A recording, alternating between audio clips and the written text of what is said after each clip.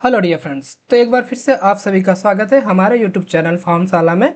तो जैसा कि हम लोग टारगेट किए हुए UP triple S C pharmacy 2026 के एग्जाम को, तो यहाँ पर आज हम उसी सीरीज में ह्यूमन एनाटॉमी फिजियोलॉजी का जो अगला लेक्चर लेकर आ रहे हैं। टॉपिक का नाम है रेस्पिरेटरी सिस्टम यानी श्वसन तंत्र। इससे related most important question discuss करने वाले हैं, जो कि आपके एग्जाम में पक्का इससे क्वेश्चन आने ही वाला है। तो इसको बहुत ध्यान से पढ़िए। यहाँ पर अभी देखिए हम लोग लेक्चर 1 डिस्कस कर चुके हैं, लेक्चर 2 भी डिस्कस हो चुका है, लेक्चर 3 भी डिस्कस हो चुका है और लेक्चर 4 भी डिस्कस हो चुका है। आज हम उसी सीरीज में लेक्चर 5 में रेस्पिरेटरी सिस्टम रिलेटेड जितने भी इंपॉर्टेंट क्वेश्चन हो सकते हैं सब कुछ हम डिटेल एक्सप्लेनेशन के साथ इस वीडियो में डिस्कस करेंगे। तो आप लोग रेडी जाइए, एक एक करके सारे क्वेश्चन को आराम से समझते चलिए, एक्सप्लेनेशन देखते चलिए और आप अपने एग्जाम में पक्का अच्छा ही करोगे। आपका एग्जाम बहुत ज़्यादा डिफिकल्ट नहीं होने वाला है। अगर आप इस जो सीरीज चल रही है टारगेट बैच, इसको पूरा देखते हैं तो आप अपने एग्जाम में 100% क्वालिफाई करेंगे, अगर मन लगा के वीडियो देख रहे हैं। तो चलिए आपके सामने स्क्रीन पर पहला क्वेश्चन आ रहा है। यहाँ पर पूछा गया है what is the primary function of the respiratory system. सबसे पहले एकदम इजी क्वेश्चन, जिस टॉपिक को पढ़ रहे हो पहले उसके फंक्शन बारे में पता होना चाहिए, उसके बारे में थोड़ा सा इंट्रोडक्शन पता होना चाहिए। आधे क्वेश्चन तो इंट्रोडक्शन टर्मिनोलॉजी से ही निकल जाते हैं। यहाँ पर आपको बताना जो हमारा रेस्पिरेटरी सिस्टम होता है, जिसे हम हिंदी में क्या बोलते हैं, श्वसन तंत्र, तो उसका मेन काम क्या है। ऑप्शन पढ़िए, digestion, circulation, temperature regulation, oxygenation. तो थोड़ा सा दिमाग लगाना है और क्वेश्चन आराम से निकल जाएगा। सबसे पहली बात, रेस्पिरेटरी सिस्टम में जिसमें हम सांस से यानी ऑक्सीजन का एक्सचेंज, CO2 का एक्सचेंज के बारे में पढ़ेंगे। तो यहाँ पर डाइजेशन का मतलब क्या होता है, जो खाना पचाया जाता है, खाना से रिलेटेड डाइजेशन रिलेटेड हम रेस्पिरेशन पढ़ते नहीं है। तो सबसे पहले आसान क्वेश्चन हम आपको हमेशा एलिमिनेशन मेथड बताते रहते हैं। एलिमिनेशन मेथड क्या होता है, जो चीज़ें आपको नहीं लगती है, बिल्कुल हो ही नहीं सकता, तो उसे हटा देना। अभी आप अगले जो सिस्टम पढ़ोगे डाइजेस्टिव सिस्टम, वहाँ अलग से इसमें हम पूरा खाना से रिलेटेड कैसे डाइजेशन हो रहा, कौन से एंजाइम्स उसको डाइजेस्ट कराता है, सब पढ़ेंगे। तो ये वाला बिल्कुल नहीं हो सकता। उसके बाद सर्कुलेटरी सिस्टम, ये पिछले क्लास में हमने पूरा सर्कुलेटरी सिस्टम पढ़ा के आया है। तो यहाँ पर सांस में रेस्पिरेटरी सिस्टम में सर्कुलेशन का कोई लेना देना नहीं, इसको भी हटा दो। और हमारे रेस्पिरेटरी सिस्टम में टेम्परेचर का भी कोई रेगुलेशन नहीं होता है। तो यहाँ पर जो मेन काम हो जाएगा ऑक्सीजनेशन, जो ऑक्सीजन का एक्सचेंज होता है हमारा रेस्पिरेटरी सिस्टम में किया जाता है। इस तरीके से एलिमिनेशन मेथड से आप किसी भी बड़े से बड़े सवाल को आसानी से सॉल्व कर सकते हैं। तो चलिए यहाँ पर एक्सप्लेनेशन देख लीजिए। रेस्पिरेटरी सिस्टम क्या होता है। Respiratory system is a biological system जो कंसिस्ट होता है स्पेसिफिक ऑर्गन। इसमें अलग अलग टाइप के ऑर्गन्स होते हैं और वो ऑर्गन आपस में मिलकर ढेर सारे फंक्शन को परफॉर्म करते हैं। तो यहाँ पर हमारा रेस्पिरेटरी सिस्टम क्या काम करता है, गैसियस का एक्सचेंज कराता है, जैसे आपका O2 और CO2। आपको पता होगा हमारे बॉडी में जो जब मेटाबॉलिक रिएक्शन चलती है ढेर सारी CO2 बनती है, उसी CO2 को वापस निकाला जाता है और बाद में O2 हम ऑक्सीजन से बाहर से सांस जब लेते हैं O2 हमारे बॉडी में आता रहता है। तो यहाँ पर देख सकते हैं हमारे रेस्पिरेटरी सिस्टम अलग अलग ऑर्गन से मिलकर बना है। जैसा कि नोज इन्वॉल्व होता है, फेरिंग्स जो थ्रोट के पास होता है, उसके बाद आपका फेरिंग्स को हम common passage for food and air बोलते हैं।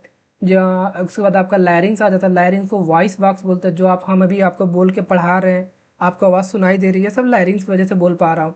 ट्रैकिया जिसे विंड पाइप बोलते हैं, जिसमें हवा जाती है। ब्रोंकाई, ब्रोंकियोल उसके बाद आ जाती है। उसके बाद आपका लंग आ जाता है और लंग के बाद में लास्ट टर्मिनल पोजीशन पे आपके एल्वियोलाई आ जाते हैं। अगर हम इमेज में देखें तो ये देखिए ये हमारा क्या है, लैरिंग्स है।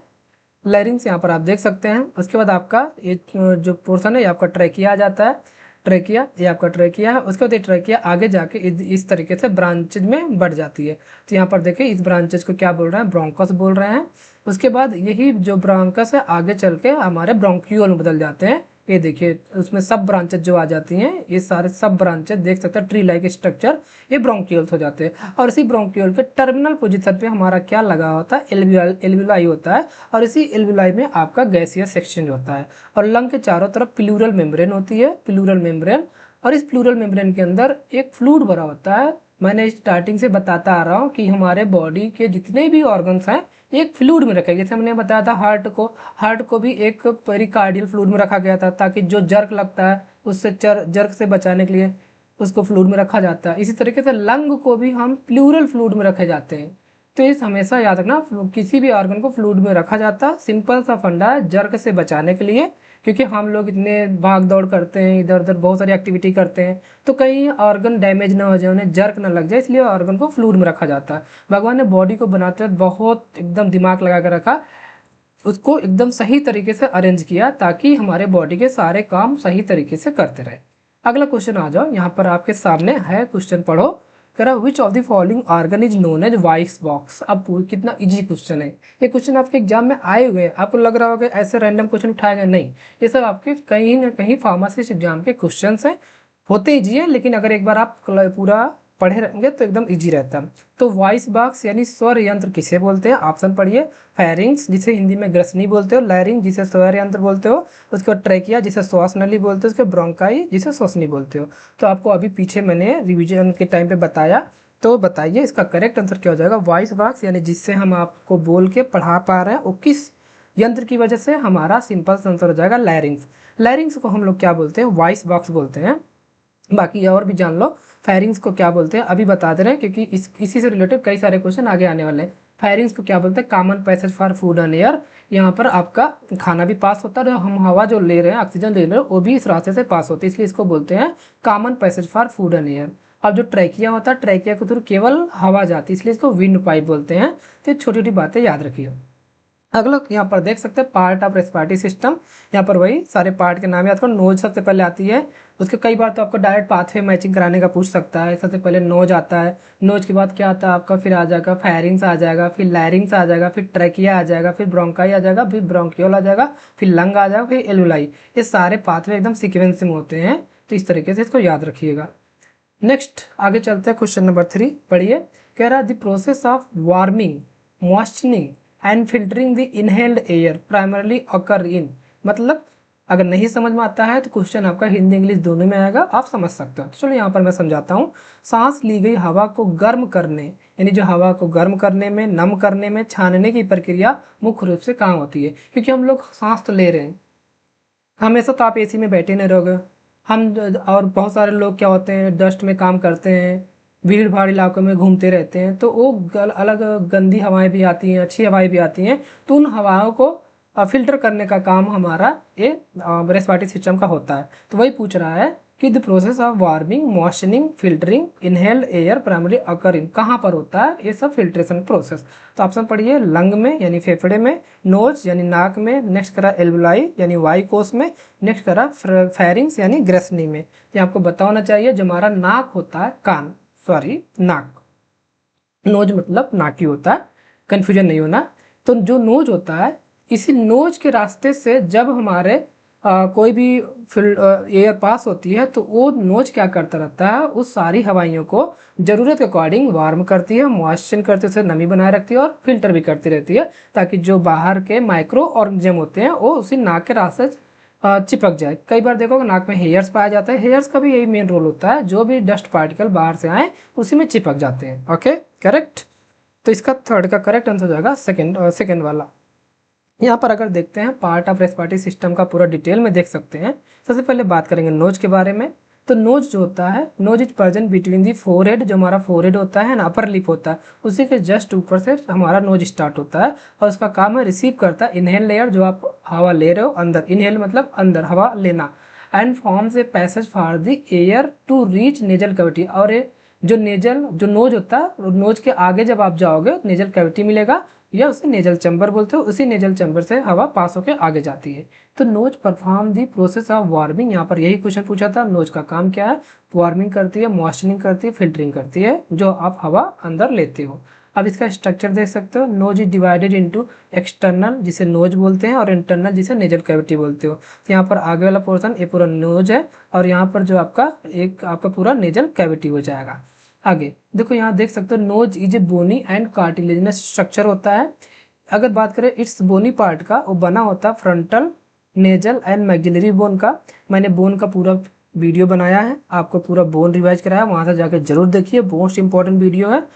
आप पेपर दे के आइएगा, अगर स्केलेटल सिस्टम से क्वेश्चन ना मिलेगा तो आप बिल्कुल देखना, क्वेश्चन 100% स्केलेटल सिस्टम से रहने वाला आपके एग्जाम में। तो इस वीडियो को जरूर जाके देखिए, सारे वीडियो को अच्छे से, एक एक क्वेश्चन को अच्छे से एक्सप्लेनेशन के साथ बताया गया, ताकि आपके एग्जाम में कोई भी डाउट ना रहे। तो अगला कह रहा है nasal cavity is large irregular shape cavity होती है, जो डिवाइडेड बाय सेप्टम से डिवाइड होती है।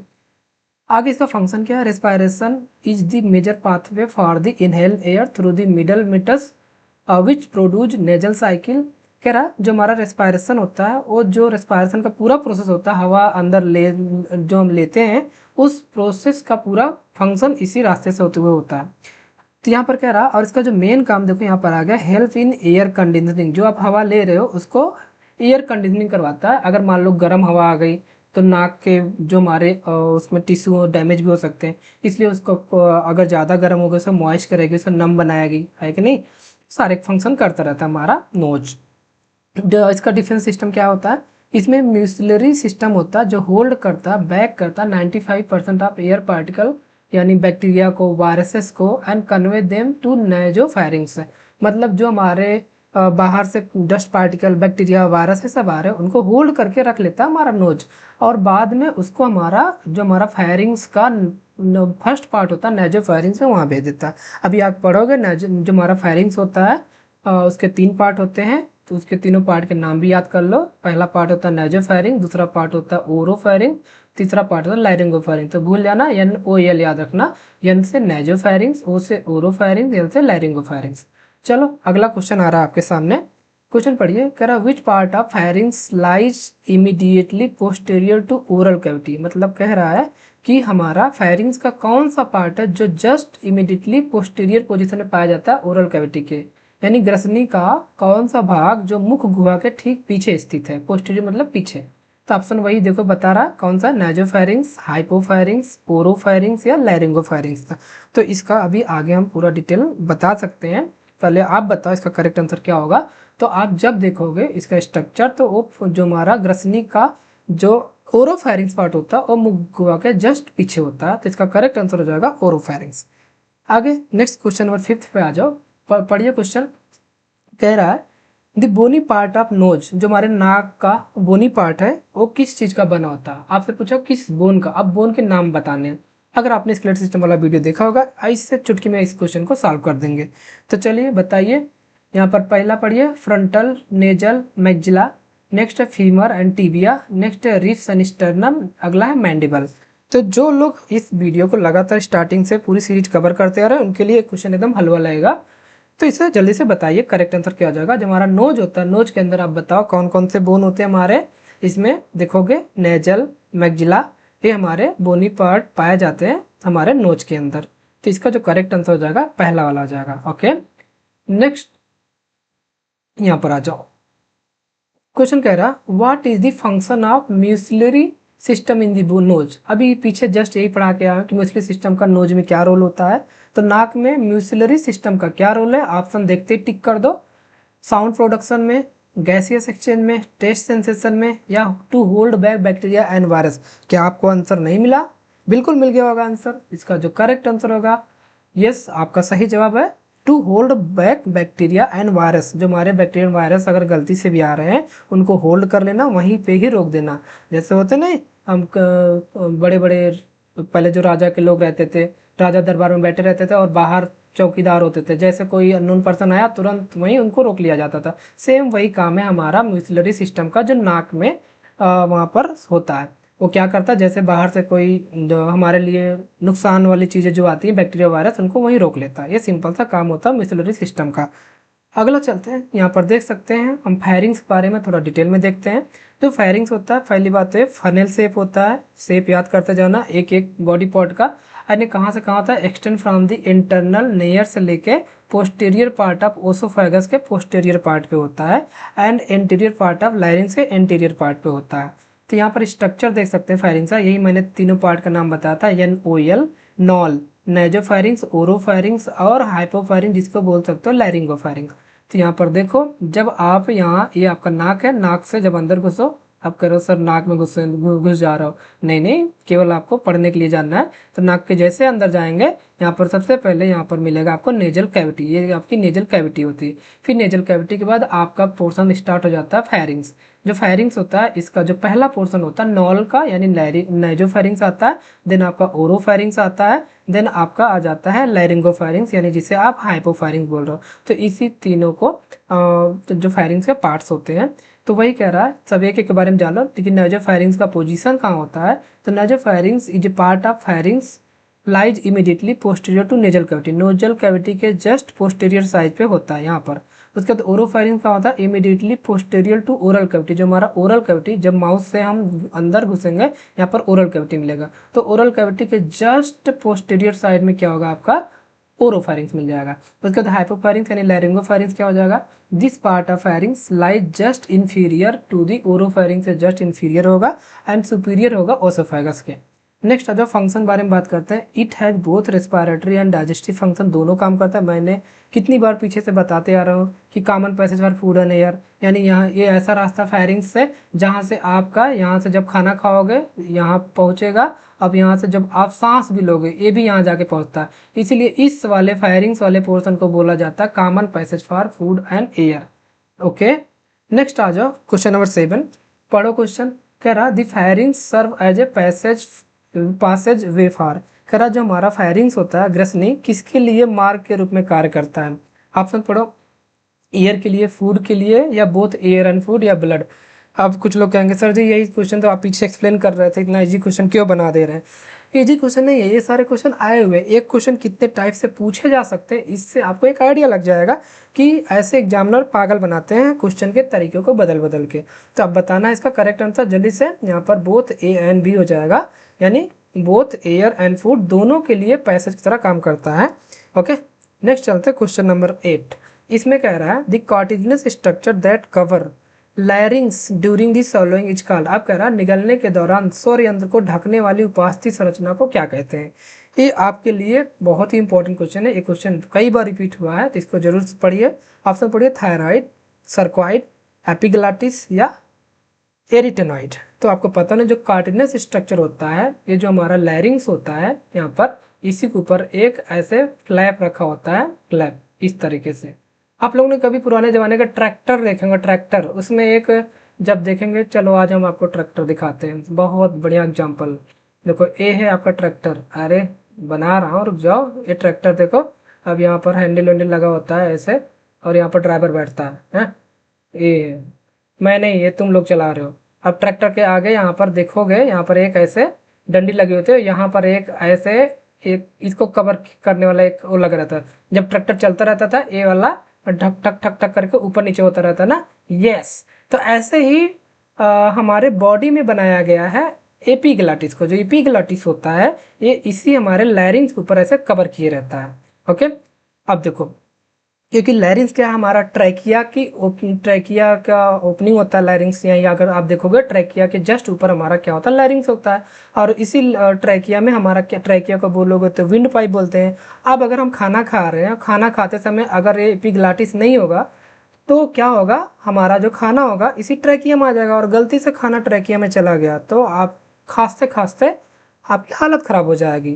तो इसलिए कभी कभी कहते हैं कि हमें खाना खाते समय नहीं बोलना चाहिए, क्योंकि जब हम खाना खाते हैं और हम बोलते भी रहते हैं तो ये हमारा जो एपिग्लाटिस जो फ्लैप होता है ये ओपन हो जाता है। अभी मैं बोल रहा हूँ तो बोलते वक्त हमारा जो ये एपिग्लाटिस है ये हमारा ओपन हो रहा है बार बार, लेकिन अब हम बोल भी रहे हैं और हम खाना भी खा रहे हैं, तो ये अब दोनों प्रोसेस हो जाता है गलती से। तो इस तरीके से हमारा खाना हमारे इस ट्रैकिया में चला जाता है लैरिंग्स होते हुए। तो कभी आप ट्राई करो, आप एक साथ निगलने की भी कोशिश करो खाना और बोलने की भी कोशिश करो, तो आप नहीं कर पाओगे। चाहो तो अभी ट्राई कर लो, नहीं कर पाओगे। आप बोलो और कुछ चीज़ें निगलने की कोशिश करो। देखो मैं खुद ही नहीं कर पा रहा हूँ, तो ये प्रैक्टिकल है, आप नहीं कर सकते। लेकिन कभी कभी क्या होता है, दोस्त लोग होते हैं आपस में मजाक करते रहते हैं खाना खाते खाते, तो हम हंस पड़ते हैं, और वो हंसते ही जैसे हंसते हैं हमारा एपिग्लाटिस ओपन रह जाता है, और जो खाना खाते हैं इसी हमारे ट्रैकिया में चला जाता है, इसलिए तुरंत हमें खांसी आने लगती है। ये सिंपल सा आपको पता होना चाहिए। तो उस कॉर्टिलेज फ्लैप को क्या बोलते हैं, एपिग्लाटिस बोलते हैं। तो करेक्ट आंसर आप यहाँ टिक करिए। आगे आ जाओ, नेक्स्ट क्वेश्चन, क्वेश्चन 9 पढ़िए, बहुत ही अच्छा क्वेश्चन है, पढ़िए। कह रहा the prominent elevation in the neck, जो हमारा नेक होता है उसमें एक एलिवेशन होता है जिसे बोलते हैं एडम एप्पल। किस पार्ट आपसे एडम एप्पल किस जगह पे पाया जा रहा है, यहाँ पर मैंने तो हिंट दे दिया आपको। अब आप तो कहोगे सर जी इतना इतना इजी क्वेश्चन आपने हिंट ही दे दिया। कोई बात नहीं बच्चा, कभी कभी आप हिंट से लगाओ, है कि नहीं। यहाँ पर चलो अभी ऑप्शन पढ़ो, फेरिंग्स हो गया, लैरिंग्स हो गया, ट्रैकिया हो गया, एसोफेगस हो गया। तो आप अभी अपनी मुंडी ऊपर करो और यहाँ पर अपने गले के पास देखो थोड़ा सा उभार होता है, तो उसी उभार को एडम एप्पल बोलते हैं। कुछ लोगों में यही उभार ज़्यादा हो जाता है और कुछ लोगों में तो पता ही नहीं चलता उनके अंदर एडम एप्पल है कि नहीं। तो यहाँ पर इसका जो करेक्ट आंसर हो जाएगा वो प्रोमिनेंट जो एलिवेशन होता है हमारा किसका होता है, लैरिंग्स का होता है। यहाँ पर देख सकते हो ये हमारा ट्रैकिया है, और ट्रैकिया के जब ऊपर आओगे यहाँ पर हमारा लगा होता है लैरिंग्स। और इसी यहाँ पर जब देखोगे इसी पे थोड़ा सा उभार होता है, इसी उभार को क्या बोल रहे हैं, हमारा एडम एप्पल बोलते हैं। तो इसलिए इसका करेक्ट आंसर हो जाएगा लैरिंग्स। तो लैरिंग्स का ही एलिवेशन होता है जिसको हम एडम एप्पल बोलते हैं। तो 9 का करेक्ट आंसर बी हो जाएगा। आगे चलो, यहाँ पर देख सकते हो ये हमारा लैरिंग्स क्या होता है। लैरिंग्स पहली बात है, larynx is a present as a triangular chamber के फॉर्म होता है। अगर आप देखो इस तरीके से ट्रायंगुलर चैम्बर बना रहा है, देखो मैंने बना दिया। अब ये हमारा लैरिंग्स है। तो लैरिंग्स अगर आप देखोगे और इस जो ये लैरिंग्स में यही देखो, ये हमारा एपिग्लॉटिस होता है जो लैरिंग्स को कवर किए रहता है। जब हम अभी बोल रहे हैं तो ये हमारा एपिग्लॉटिस ओपन रहता है, और जब हम खाना खाते हैं एपिग्लॉटिस कवर रहता है। और यहाँ पर देखोगे एक हाइयाइड बोन भी रहता है। अभी यहाँ पर एक बहुत अच्छा क्वेश्चन है, इसी हाइयाइड बोन से क्या कौन सा हमारा बॉडी का मस्कुलर पार्ट अटैच होता है, जल्दी से बताओ। एक सिंगल बोन होती है हाइयाइड, जिससे हमारा एक बहुत ही इंपॉर्टेंट बॉडी का पार्ट अटैच होता है। कुछ लोग दिमाग लगा नहीं पा रहे, लेकिन जो लोग स्प्लिटर सिस्टम वाला वीडियो देखे होंगे पक्का बता पा रहे हैं। अरे जब बोलते हो, जो हमारी जीभ जो अटैच होती है इसी हाइयाइड बोन से अटैच होती है। कितनी बार बताया था उस वीडियो में। चलो कोई नहीं, जो बच्चे नए हैं उस वीडियो को जाके देखो, वहां से बहुत सारे डाउट्स आपके क्लियर हो जाएंगे। तो यहाँ पर देख सकते हो प्रोमिनेंट एलिवेशन कॉल्ड, जिसे एडम एप्पल बोलते हैं। चलो आगे इसके स्ट्रक्चर बारे में बात करते हैं। लैरिंग्स is present in the interior neck of लगभग 3rd and 6th cervical vertebra के पास पाई जाती है, और इट ज्वाइन करती है हाइपोफैरिंग्स विद ट्रैकिया के साथ। उसके बाद its skeleton in made up of तीन सिंगल कार्टिलेज से मिलकर बनी होती है। उसका नाम है thyroid, cricoid and epiglottis. And 3 paired cartilage से मिलकर बने जिसका नाम है एरिटेनॉइड, कॉर्निकुलेट एंड क्यूनिफॉर्म्स। इसे आप देख सकते हो। नेक्स्ट अगर एपिग्लॉटिस बारे में बात करोगे, it is a leaf like cartilage होती है जो कवर करती है फैरिंग्स को। आगे फंक्शन बारे में बात करोगे, मेन काम है साउंड प्रोडक्शन, साउंड पासेस। इसमें साउंड पास होती है, जो हम तेजी से बोल रहे हैं, किस वॉल्यूम में बोल रहे हैं, आप गुस्से में बोल रहे हो, नॉर्मल बोल रहे हो, प्यार से बोल रहे हो, वो सब जितने भी आपके टोन है, जितने टाइप के टोन आप बोलते हैं ना, तो सारे टोन को यहाँ पर साउंड प्रोडक्शन जो कर रहे हो सब यहाँ से रेगुलेट होता रहता है। This pathway is present between the larynx and trachea के बीच में होता है। तो जो हमारा लैरिंग्स होता है, this pathway is present between कहाँ होता है, यहाँ पर आप करो फैरिंग्स, ये गलत लिखा हुआ, फैरिंग्स और ट्रैकिया के बीच में होता है हमारा लैरिंग्स। तो कभी भूल जाना तो पलट बोलना, जैसे आप बुलाते हो ना अपने वाले को पलट, वही याद रखना है।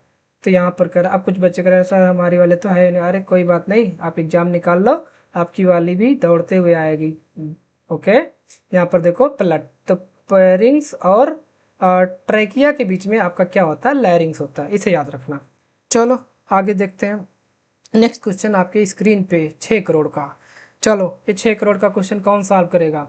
अभी जो अमिताभ बच्चन केबीसी कराते ना, उसका ड्यूटी मुझे दिया गया, तो अभी से केबीसी वाला काम मैं करूँगा, और जो भी इनकम आप कमाएंगे वो आपको केबीसी के ऑफिस से जाके लेना पड़ेगा। यस बिल्कुल, अब मैं थोड़ी ना जिम्मेदारी लूँगा, पता लगा कल को सब कमेंट बॉक्स में अपने अकाउंट नंबर टाइप किया जा रहा है, सर मेरा पैसा, ऐसा कुछ नहीं। What is the average length of trachea, trachea का एवरेज लेंथ क्या होता है, यानी विंड पाइप का एवरेज लेंथ बताना। पढ़िए, 5 to 6 सेंटीमीटर, 15 से 18 सेंटीमीटर, 11 से 10 से 11 सेंटीमीटर, 20 से 22 सेंटीमीटर। तो इसका जल्दी से करेक्ट आंसर बताइए। तो इसका करेक्ट आंसर जाएगा आपका 10 से 11 सेंटीमीटर हमारा ट्रैकिया यानी विंड पाइप का लेंथ होता है। इसे डायरेक्ट ऐसे डाटा ना डायरेक्ट याद किया जाते हैं, अपने कहीं जो पढ़ते होगा ना स्टडी टेबल पे, वहाँ पर जो डाटा वाले फॉर्म होते हैं उसको डायरेक्ट लिख के सुबह शाम उठते बैठते आपको डेली पढ़ना होता है। तो डाटा वाले क्वेश्चन रटने होते हैं क्योंकि मेमोरी में याद रहना चाहिए।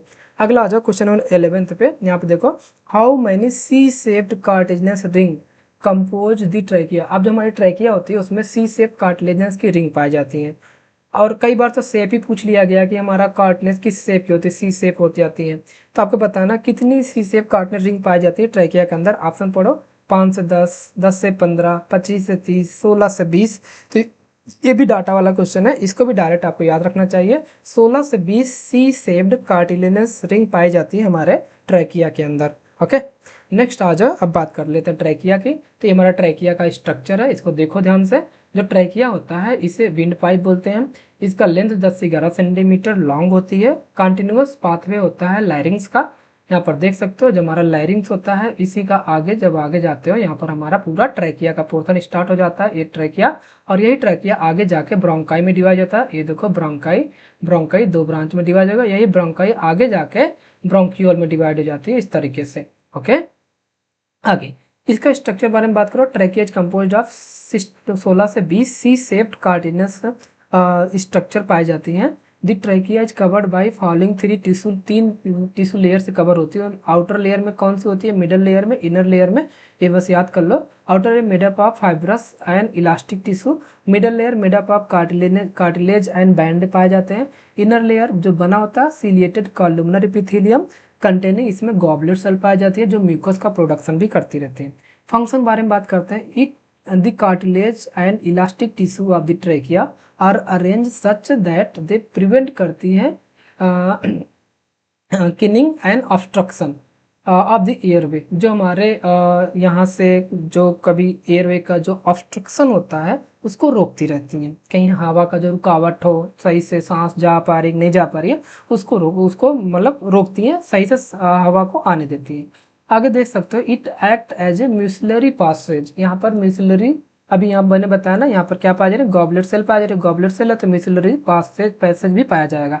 और यहाँ पर वही जो आप अभी स्टार्टिंग पढ़ते हो, क्या काम करती है, वार्म करती है, ह्यूमिडिफाई करती है और फिल्टर करती रहती है। जो आप हवा ले रहे हो अंदर उसको फिल्टर करती है। ओके, तो यहाँ पर चलते हैं नेक्स्ट क्वेश्चन नंबर 12 पढ़ते हैं। वही question, wind pipe is common name for which organ. तो आपको बताना, सिंपल सा क्वेश्चन, विंड पाइप किसका कॉमन नेम है। ऑप्शन पर लैरिंग्स, फेरिंग्स, ब्रोंकस, ट्रैकिया। एक बच्चा कह रहा है सर जी कितना इजी क्वेश्चन है।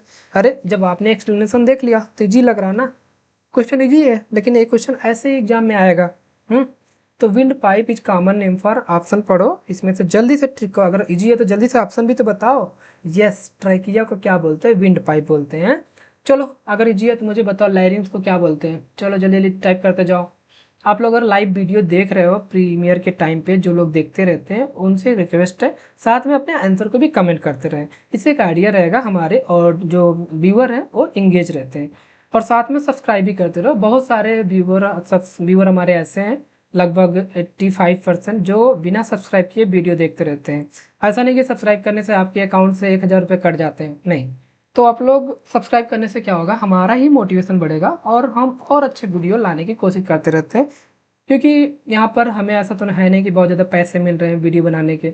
हाँ, थोड़े बहुत ऐड से पैसे आते हैं लेकिन उससे इतने नहीं आते। तो आप लोग कोशिश करिए, जो हमारा जो मेन पैसा है सब्सक्राइबर है हमारे लिए, ठीक है। तो अगर आप जितना लोग जो व्यूअर हैं हमारे, जो 85% जो लोग देख रहे हैं बिना सब्सक्राइब किए, उनसे रिक्वेस्ट है प्लीज़ सब्सक्राइब करें। उससे आपका कुछ नहीं होने वाला, बल्कि हमारा ही मोटिवेशन बढ़ेगा। तो ऐसा ध्यान रखना थोड़ा सा। तो यहाँ पर बताना है, हाँ लैरिंग्स पूछा था कि लैरिंग्स क्या होते हैं। लैरिंग को साउंड बॉक्स बोलते हैं। और फायरिंग्स पे जल्दी बताओ बच्चों, इसको बोलते हैं common passage for food and air. तो ये छोटी छोटी बातें याद रखो। आगे चलते हैं, क्वेश्चन नंबर 13 पढ़ते हैं।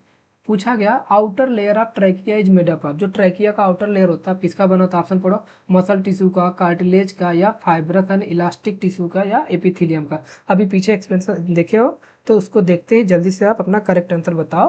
तो हमारा बना होता है किसका, जल्दी से देखो, फाइब्रस एंड इलास्टिक टिश्यू का बना होता है। Yes, correct answer.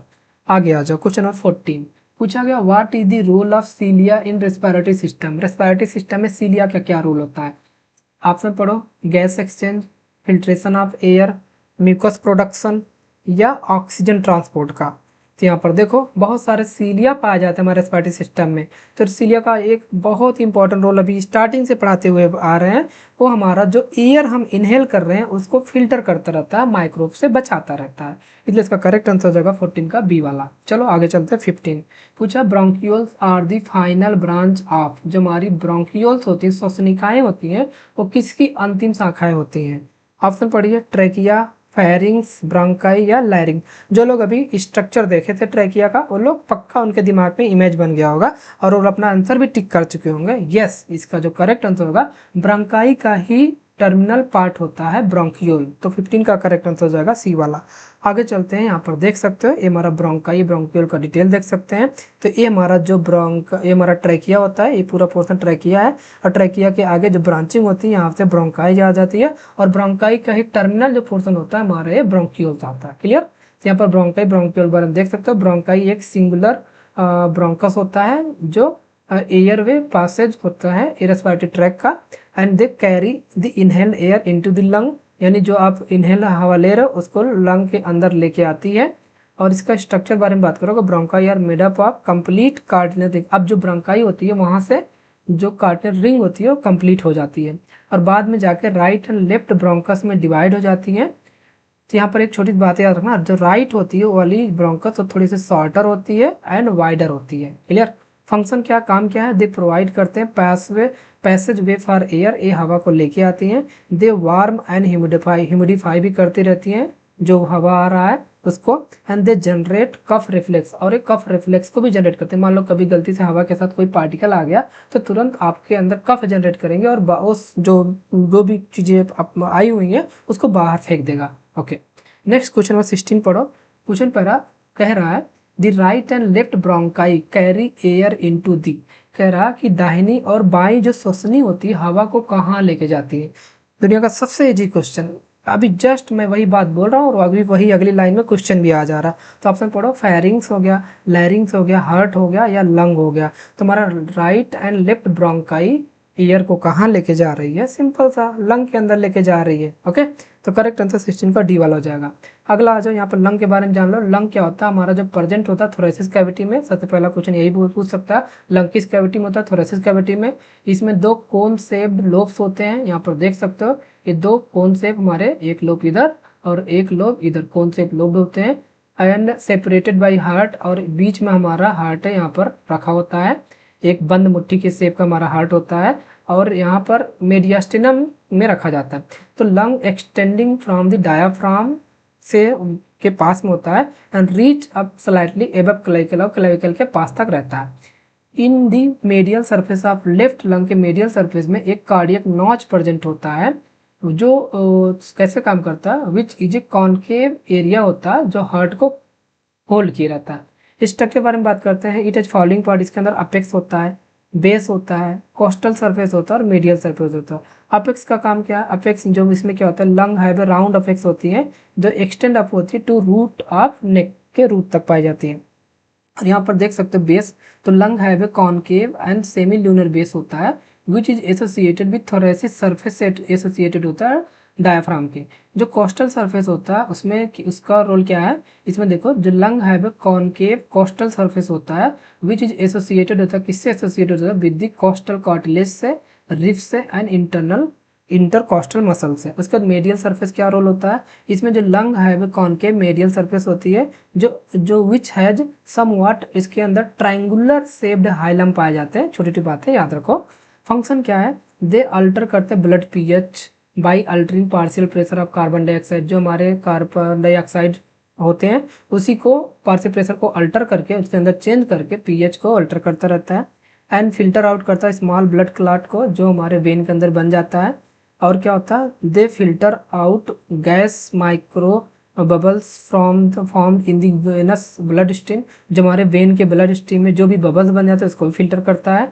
And they form soft sac absorbent protective layer of for heart, और हार्ट के लिए एक sac and protective absorbent layer भी बनाता है। ये बहुत सारे इंपॉर्टेंट काम है, याद करो। अगला क्वेश्चन 17 पढ़ो। कह रहा the concave area on the medial surface of lung that hold heart is called. देखो कितना बेसिक क्वेश्चन पूछ लिया, आपको लग रहा होगा सर क्या पढ़ा रहे थे इतनी देर से। तो ये देखो इसीलिए पूछा गया था, कॉनकेव एरिया जो मेडियल सरफेस होता है of the left lung that hold heart, उसे क्या बोलते हो, आप लोग पढ़ो एपेक्स, बेस, हाइलम या कार्डियक नॉच। तो उसे हम बोलते हैं कार्डियक नॉच बोलते हैं।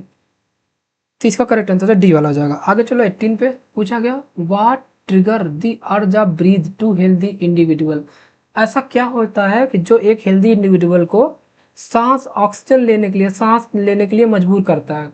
ऐसा नहीं कि हमें जब मजबूरी में साथ मतलब ऐसे सांस लेने का शौक है, हम भी चाहेंगे कि ये जो अंदर बाहर ऑक्सीजन ले रहे हैं छोड़ रहे हैं ना लें, ये फालतू का काम क्यों कर रहे हैं। सोते वक्त भी करना पड़ता, सोते वक्त भी सांस लो बाहर छोड़ना पड़ता, नहीं करना पड़ता, क्योंकि इसके लिए जो जिम्मेदार है वो हमारा होता है CO2।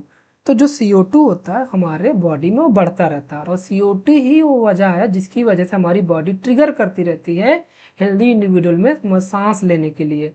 तो आपसे जिम्मेदार व्यक्ति आपको पता चल गया कि कौन है वो जो हमें सांस लेने में मजबूर करवाता है। तो हमारा CO2 है, जो CO2 का भी वो भी इंक्रीज लेवल, बढ़ा हुआ लेवल CO2 का हमें ट्रिगर करता है, अर्ज टू ब्रीथ, सांस लेने के लिए ट्रिगर करता रहता है। 18 का बी हो गया। अगला आ जाओ 19 पढ़ो। कह रहा what component of tobacco smoke is major cause of respiratory disease including lung cancer. अब कुछ लोग टोबैको खाते रहते हैं बड़े शौक से, अब उनसे पूछो कि अब उनको पता होगा, उनको रीजन भी पता होता है क्योंकि टोबैको के पैकेट पे साफ साफ मेंशन रहता है, स्कॉर्पियन छपा रहता है, लंग कैंसर छपा रहता है। तो उनके लिए क्वेश्चन बहुत ईजी है, वो तुरंत बता देंगे। तो यहाँ पर देखो वही पूछा गया कि जो टोबैको स्मोक करते रहते हैं उनके लिए जो रेस्पिरेटरी डिजीज होती है लंग कैंसर, वो किस वजह से ज्यादातर होने के चांसेस है। ऑप्शन है निकोटीन की वजह से, टार की वजह से, कार्बन मोनोऑक्साइड की वजह से, कार्बन डाइऑक्साइड की वजह से। तो बहुत फेमस क्वेश्चन है, ये टार की वजह से होता है। तो 19 का करेक्ट आंसर हो जाएगा बी वाला। आते हैं 20 क्वेश्चन पे, पढ़िए। करा in which part of the respiratory system does actual gas exchange occur. श्वसन तंत्र के किस भाग में वास्तविक गैस विनिमय होता है। तो ऑप्शन पढ़िए, हिंदी बहुत अजीब होती है ना। यस, आगे आ जाओ। ब्रोंकाई, ट्रैकिया, एल्बुलाई या नेजल कैविटी। तो आपको पता होना चाहिए इसका जो करेक्ट आंसर होगा एल्बुलाई ही, यानी वायु कोश ही वो ऐसा पोर्शन होता है जहां पर वास्तविक गैस का विनिमय होता है। यानी जो रेस्पिरेटरी सिस्टम का जो एल्बुलाई पोर्शन होता है जहां पर एक्चुअल गैसियस एक्सचेंज होती रहती है। ओके, तो 20 का करेक्ट आंसर हमारा थर्ड वाला हो जाएगा। आगे यहाँ पर देख लो, यहाँ पर देखो जो एल्बुलाई होती है ये हमारा पूरा एल्बुलाई का स्ट्रक्चर ही है। यहाँ पर देखो तो एल्बुलाई क्या होती है, फाइनल टर्मिनल रेस्पिरेटरी ब्रोंकियल, जो हमारा रेस्पिरेटरी का जो फाइनल पार्ट जो छोटे छोटे बैलून लाइक स्ट्रक्चर अभी देखे थे ना, वही हमारा एल्बुलाई होता है। और एल्बुलाई हमारा सराउंडेड होती है कैपिलरीज से। यहाँ पर देखो एल्बुलाई के चारों तरफ ये हमारी ब्लड कैपिलरी लगी होती है, एकदम अटैच होती है इस तरीके से। और इसी ब्लड में हमारे O2 CO2 आते रहते हैं। और जो हमारे टिश्यू से जो CO2 ज़्यादा मात्रा में इसी में आता रहता है और हमारा CO2 यहाँ पर दे देता है एल्बुलाई कैविटी में, और यहाँ पर CO2 ये ले लेती है एल्बुलाई। ओके, और जो हम हवा ले रहे हैं बाहर से, ऑक्सीजन ले रहे हैं, वो यहाँ पर आती है और यहाँ पर अंदर चले जाती है ब्लड वेसल्स में। इस तरीके से गैसियस का एक्सचेंज होता रहता है। तो यहाँ पर देख सकते हो इसका स्ट्रक्चर के बारे में जान लो। ये ह्यूमन लंग है अराउंड 300 मिलियन एल्बुलाई पाई जाती है। कई बार तो क्वेश्चन यहाँ से पूछा गया कि कितनी मिलियन एल्बुलाई पाई जाती है, 300 मिलियन एल्बुलाई पाई जाती है। ईच कवर्ड विथ एक थिन कैपिलरी नेटवर्क से कवर रहती है, लगभग 70% ऑफ इस सर्फ एरिया को कवर की रहती है। सम ऑफ एल्बुलाई वाल है पोर, कुछ एल्बुलाई वाल में पोर होती है बिटवीन एल्बुलाई में, एंड दीज कॉल्ड कोहोन्स, इनको कोहोन्स बोलते हैं उसी पोर को। फंक्शन क्या है, they functionalize external respiratory which means respiration occur between एल्बुलाई एंड ब्लड बाय डिफ्यूजन। मतलब इनका सिंपल सा काम है, एल्बुलाई क्या करती है, ब्लड डिफ्यूजन के माध्यम से गैसियस एक्सचेंज कराती है। It work for the projection against micros, और ये माइक्रोस के अगेंस्ट भी बहुत अच्छा काम भी करती रहती है। अगला आ जाओ, यहाँ पर मैकेनिज्म देख सकते हो। तो जब ब्रीदिंग जो सांस लेते हैं, ब्रीदिंग इन्वॉल्व 2 स्टेज। एक इंस्पायरेशन, जब हम हवा को अंदर लेते हैं तो इंस्पायरेशन क्या होता है, ड्यूरिंग विच एटमॉस्फेरिक एयर हमारे अंदर आती है, ड्रॉन इन, एंड एक्सपायरेशन यानी इस कंडीशन में इन विच एल्वुलर एयर रिलीज आउट, जिसमें एल्वुलाई की एयर बाहर निकलती है इस तरीके से। तो क्वेश्चन आपसे पूछा जाता है कि जब हम इंस्पायरेशन करते हैं, हवा अंदर लेते हैं, तो उस सिचुएशन में डायाफ्राम का क्या मतलब रोल होता है, क्या करता है। तो जब हम इंस्पायरेशन करते हैं तो डायाफ्राम हमारा कंट्रैक्ट हो जाता है, इसे याद करो। अगला देखो यहाँ पर, जब हम अंदर से हवा बाहर निकालते हैं उस केस में क्या होता है, डायाफ्राम हमारा रिलैक्स हो जाता है। ये दोनों छोटी छोटी बातें याद रखना, कब कंट्रैक्ट हो रहा है और आपका कब रिलैक्स हो रहा है। तो छोटी छोटी बातों से क्वेश्चन बनता रहता है। ओके, चलो यहाँ पर पढ़ो क्वेश्चन। अब जल्दी क्वेश्चन करते जाओ। Approximately how many alveoli present in human lung. Human lung में कितनी एल्वुलाई होती है, जस्ट बता कर है 100 मिलियन, 200 मिलियन, 300 मिलियन, एकदम गोली की रफ्तार से आप टिक करते जाओ जल्दी जल्दी। तो इसका करेक्ट आंसर जाएगा, यस करेक्ट आंसर 300 मिलियन होता है हमारा एल्वुलाई। चलो नेक्स्ट क्वेश्चन आ जाओ 22 पढ़ते हैं। कह रहा है the exchange of gases between alveoli and blood occur through.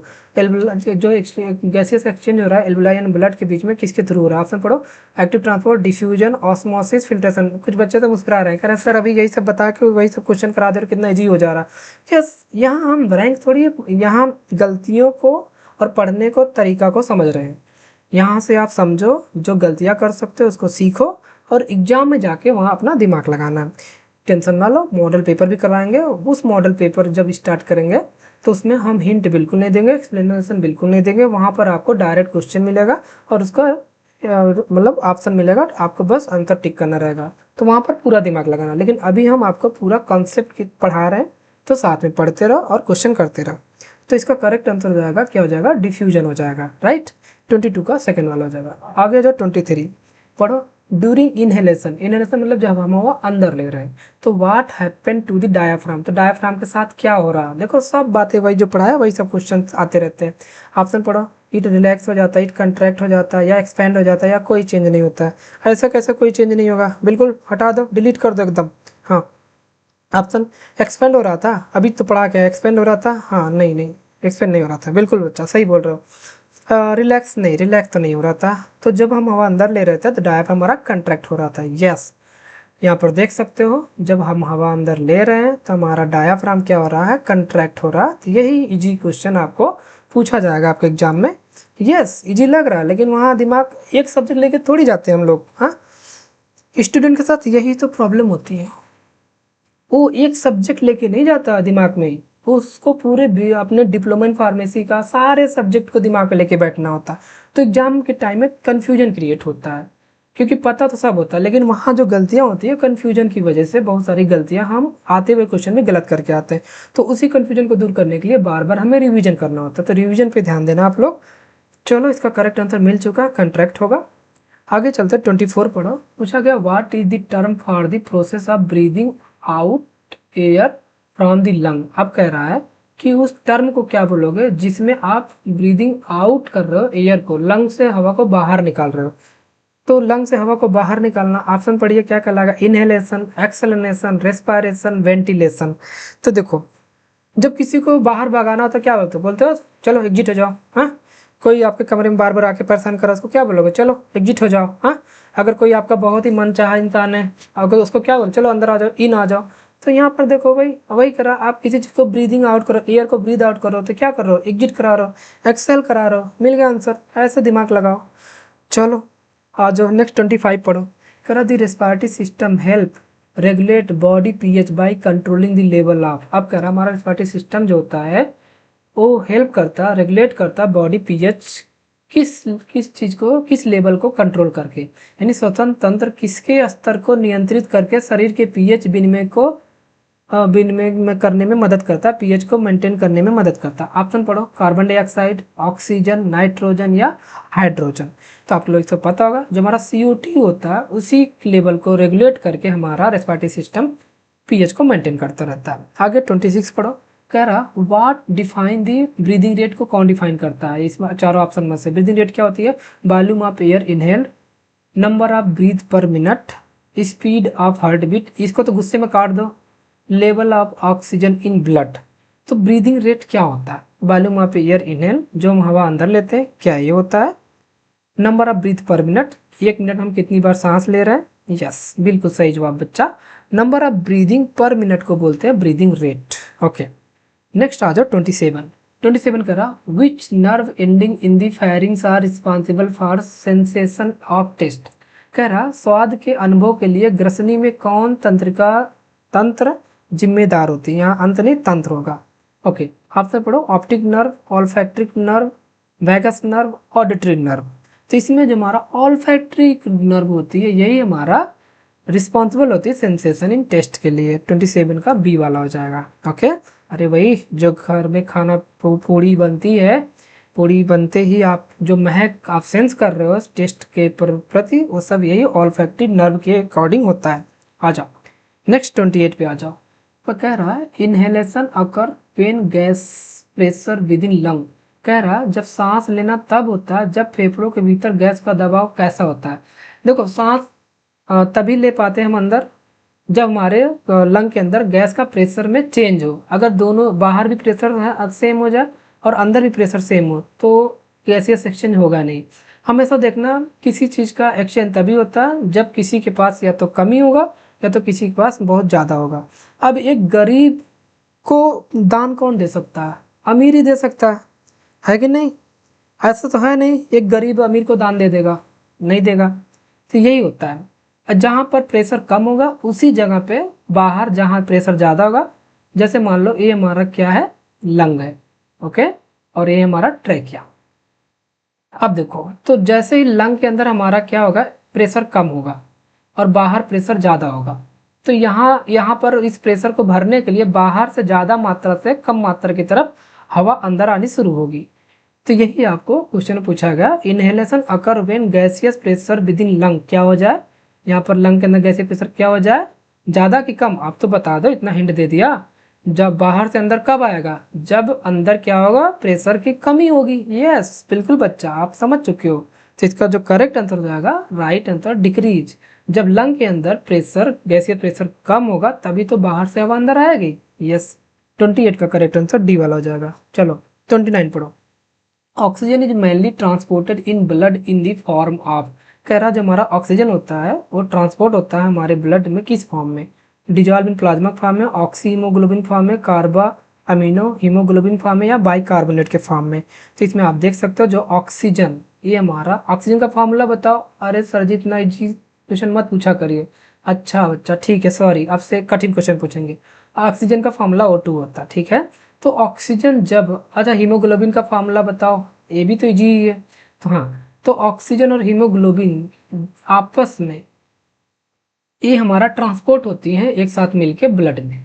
तो यही बोल रहा, जब ऑक्सीजन इज मेनली, जब हीमोग्लोबिन के साथ ट्रांसपोर्ट होता है उस किस फॉर्म में होता है, तो उस वो हमारा ऑक्सी हीमोग्लोबिन के फॉर्म में होता है। 29 का करेक्ट आंसर सेकेंड वाला हो जाएगा।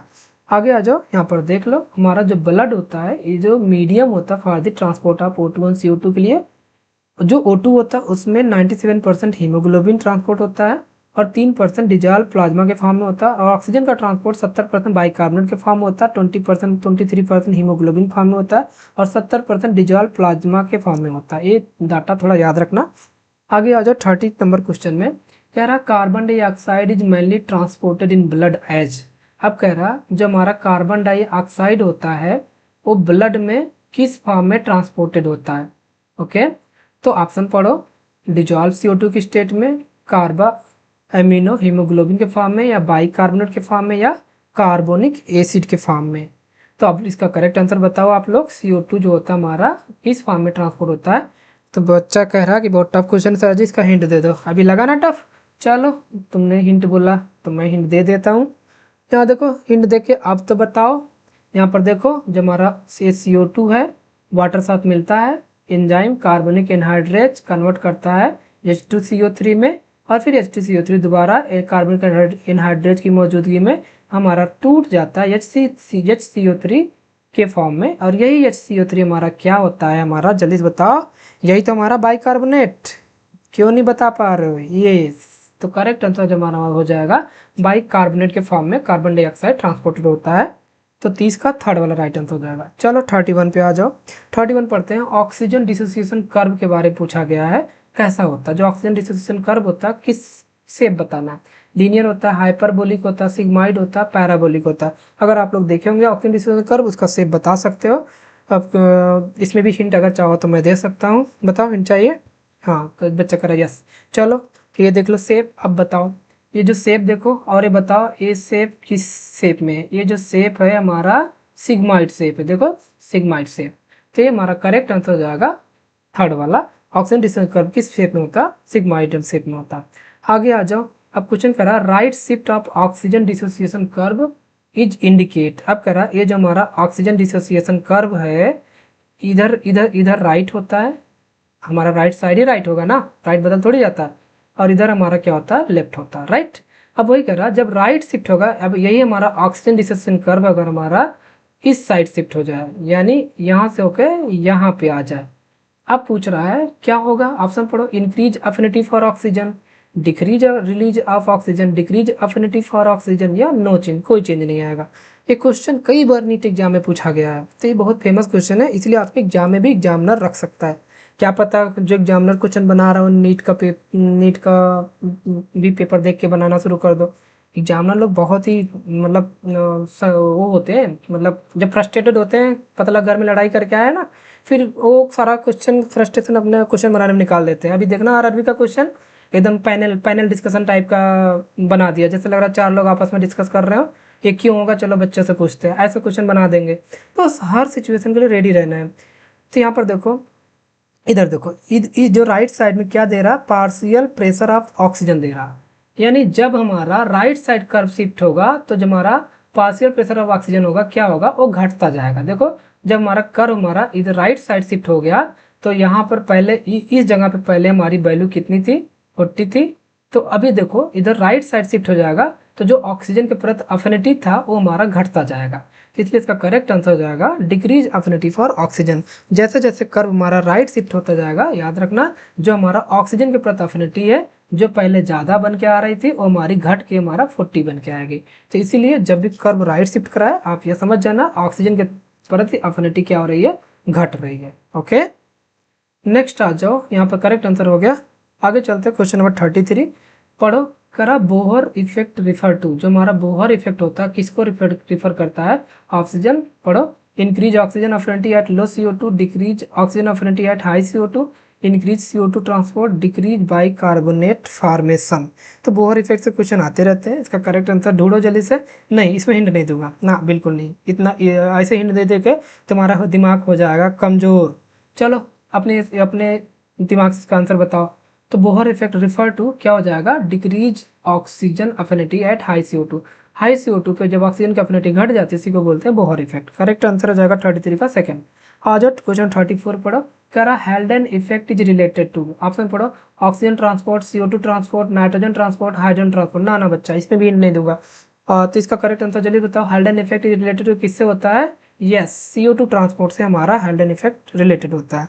चलो अगला क्वेश्चन 35 बताओ। What is the term for volume of air inspired या expired with each normal breath at a rest. कोई बच्चा भागेगा नहीं बीच में छोड़कर। कुछ लोग लग रहा है 35 क्वेश्चन लास्ट क्वेश्चन जल्दी से आंसर करके भाग जाओ। ना हाँ 35 लास्ट क्वेश्चन नहीं है, इसके बाद ही मैंने इंपॉर्टेंट क्वेश्चन रखे हैं ताकि जो लोग भाग जाते हैं ना उनको समझ में आया कि सर जी 35 के बाद भी क्वेश्चन था, आप पहले क्यों नहीं बताए। क्यों बताओ पहले, आप जब लास्ट तक वीडियो रुकोगे तभी तो बताऊंगा।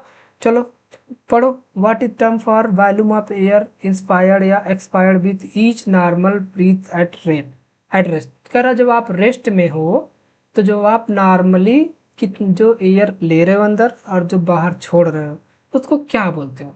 ऑप्शन पढ़ो tidal volume, inspiratory reserve volume, expiratory reserve volume या वाइटल कैपेसिटी। तो इसका जो करेक्ट आंसर हो जाएगा उसको हम बोलते हैं टाइडल वॉल्यूम बोलते हैं। तो 35 का करेक्ट आंसर ए वाला हो जाएगा। तो सारे वॉल्यूम और सारे कैपेसिटी से रिलेटेड क्वेश्चन आपके क्लियर होने चाहिए। मैंने बताया ना अगर एग्जामिनर फ्रस्ट्रेटेड है तो कैपेसिटी और वॉल्यूम से क्वेश्चन बनाएगा।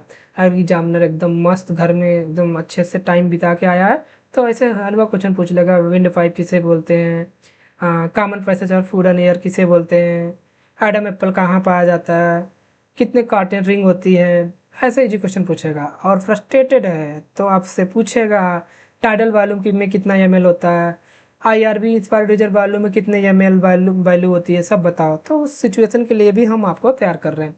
तो रेस्पिरेटरी वॉल्यूम एंड कैपेसिटी क्या होती है, लंग वॉल्यूम को हम रेस्पिरेटरी वॉल्यूम भी बोलते हैं और रेस्पिरेटरी कैपेसिटी जब क्या होती है, जब दो या दो से ज्यादा वॉल्यूम को हम ऐड करते हैं तब जाके हमारा रेस्पिरेटरी कैपेसिटी बनती है।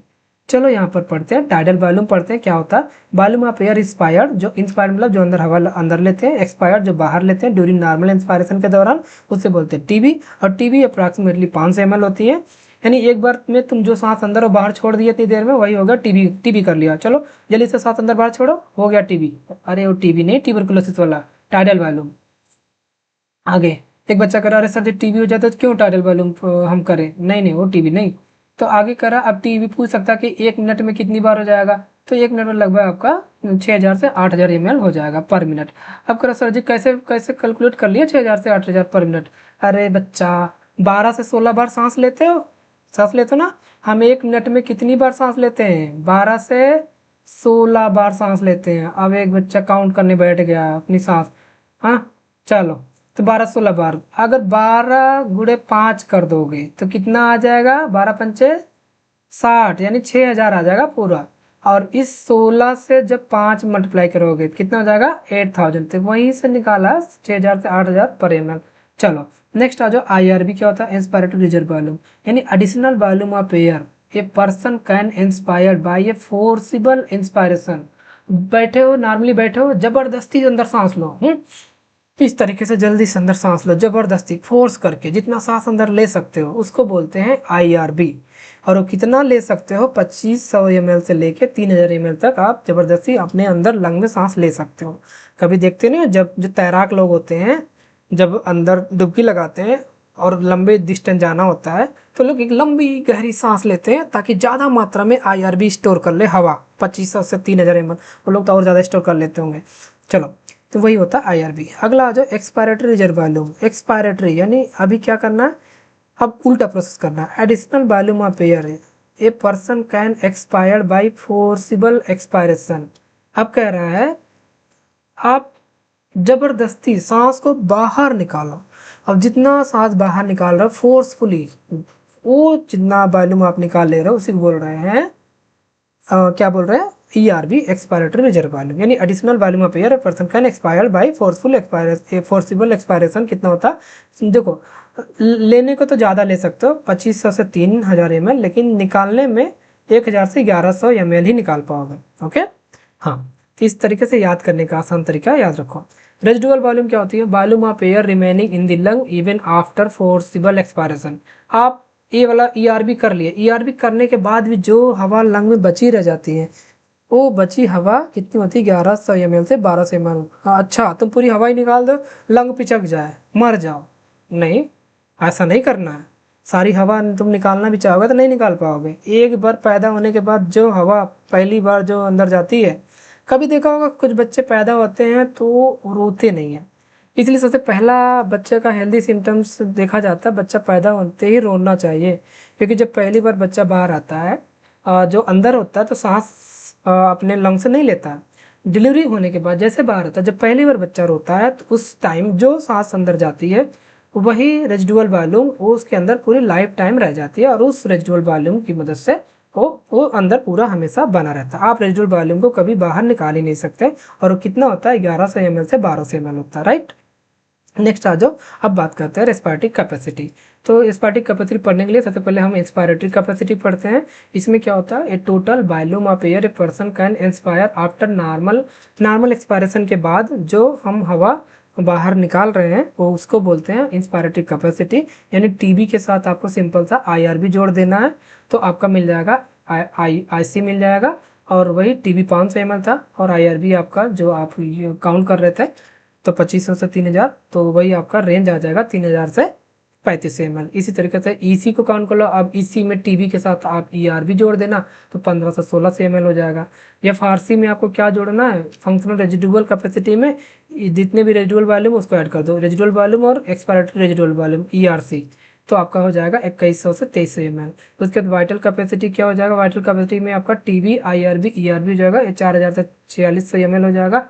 और जो TLC टोटल लंग कैपेसिटी में आप सब ऐड कर दो, TB ऐड कर दो, IRB ऐड कर दो, ERB RB सब ऐड कर दो तो आपका निकल के आएगा 5100 से 5800 ml हो जाएगा। ओके, तो इस तरीके से आप पूरा देख सकते हो सारे कैपेसिटी को। तो अगला क्वेश्चन हमारे सामने है, क्वेश्चन नंबर 36। क्वेश्चन पूछा गया है, Which respiratory disorder is characterized by inflammation of the bronchi and bronchiole। अब यहाँ पूछा गया है कि जब हमारे ब्रोंकाई और ब्रोंकियोल में इन्फ्लेमेशन हो जाता है तो उस बीमारी को क्या बोलते हैं। ऑप्शन है निमोनिया, ब्रोंकाइटिस, अस्थमा और एम्फाइसीमा। इसका जो करेक्ट आंसर आप लोग बताना, थोड़ा सा दिमाग लगाएंगे, इजी क्वेश्चन है, पता चल जाएगा। तो मैं हमेशा से बताता आ रहा हूँ, अगर कहीं भी इन्फ्लेमेशन वर्ड मिल जाए, इन्फ्लेमेशन में एक टर्मिनोलॉजी हमेशा से छुपी रहती है, ITIS। अगर कहीं भी AITIS वर्ड मिल जाए समझ जाना वो बीमारी में इन्फ्लेमेशन हो रहा है। जैसे हेपेटाइटिस, मतलब हेपर मतलब लीवर, जब लीवर में इन्फ्लेमेशन होगा उसे हेपेटाइटिस बोलते हैं। कार्डाइटिस, कार्डियोलॉजी मतलब हार्ट, जब आपके हार्ट में इन्फ्लेमेशन होगा उसे कार्डाइटिस बोलते हैं। ओके, इसी तरीके से डर्मेटाइटिस, अगर हमारे स्किन में इन्फ्लेमेशन जैसे डर्मेटाइटिस बोलते हैं। उसी तरीके से आप देख सकते हो यहाँ पर हमारा मिल गया है ब्रोंकाइटिस, जब हमारे ब्रोंकिया में इन्फ्लेमेशन हो जाए तो कितना इजी है। इस तरीके से आप टर्मिनोलॉजी से क्वेश्चन निकाल सकते हैं। करेक्ट आंसर मिल चुका। अगले क्वेश्चन पर क्वेश्चन नंबर 37 पढ़िए। क्वेश्चन पूछा गया, विच पार्ट ऑफ ब्रेन जो कंट्रोल करता rate and depth of breathing. अब हमारे ब्रेन भाई जो हमारे दिमाग के सबसे बड़े के दादा, वो हमारे यही ब्रेन ही है जो हमारा कंट्रोल करता rate and depth of breathing. लेकिन ब्रेन का कौन सा पार्ट, ब्रेन बहुत वास्ट है ओके, तो ब्रेन के सारे पार्ट के नाम भी आपको पता होने चाहिए। ऑप्शन देखिए, इसमें कह रहा सेरिब्रम, सेरिबेलम, मेडुला ऑब्लांगेटा या हाइपोथैलेमस। तो यहाँ बताना है कि ब्रेन का कौन सा पार्ट होता है जो rate and depth of breathing control करता है। यहाँ पर सबसे पहले मैं आपको एलिमिनेशन मेथड बताऊंगा, तो अगर आपको नहीं याद होगा तो सुन के याद कर लो। जो सेरिब्रम होता है, सेरिब्रम मतलब सारा भ्रम, ऐसे याद करो, सेरिब्रम मतलब भ्रम, यानी जितने भी हमारे भ्रम वाली एक्टिविटी होती है, ओके, यानी जो भी हम पढ़ाई लिखाई कर रहे हैं, लॉजिकल थिंकिंग, रीजनिंग, सब हमारा कंट्रोल करता है cerebrum. Clear? Cerebellum, cerebellum, Belum से बैलेंस याद कर लो, बेलम से बैलेंस, ओके, जो हमारी बॉडी का बैलेंस सिस्टम होता है। जो हम कभी चलते हो ना रास्ते पे, कभी हम लोग गाँव में देखा, जब हम लोग पतले रास्ते, जैसे खेत होते हैं ना, जो पतले रास्ते से जब चलते हैं तो हम लोग बहुत मुश्किल से चल पाते हैं, गिरते रहते हैं, तो हमारे दोनों हाथ अगल बगल हो जाते हैं। तो ये जो हाथ अपने आप अगल बगल हो जाता है, वो बैलेंस करवाने के लिए यही सेरिबेलम ही रिस्पॉन्सिबल होता है। तो सेरिबेलम से सेरिबैलेंस याद रखना, तो याद हो जाएगा। उसके बाद हमारा हाइपोथैलेमस, हाइपोथैलेमस जो हमारा होता है, इसमें थैलेमस के टी से आप टेम्परेचर याद रखना। तो जो हमारा टेम्परेचर का जो रेगुलेशन होता है वो हमारा कंट्रोल करता है कौन? हमारा हाइपोथैलेमस। तो हो गया सारा बातें क्लियर। तो बचा क्या? Medulla oblongata.